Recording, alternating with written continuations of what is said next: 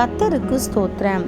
March 13, 2026 வெள்ளிக்கிழமை. இன்றைய தலைப்பு நல்லதை விரும்பாமல்.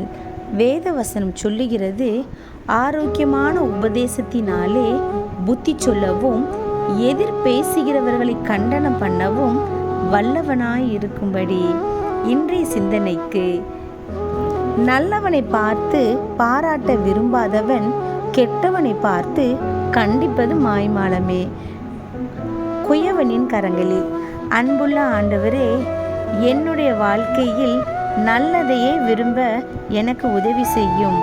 ஆமேன். இன்றைக்கு வாசிக்க வேண்டிய வேத பகுதி 1 ராஜாக்கள் 16வது அதிகாரம் முதல் 22வது அதிகாரம் வரை.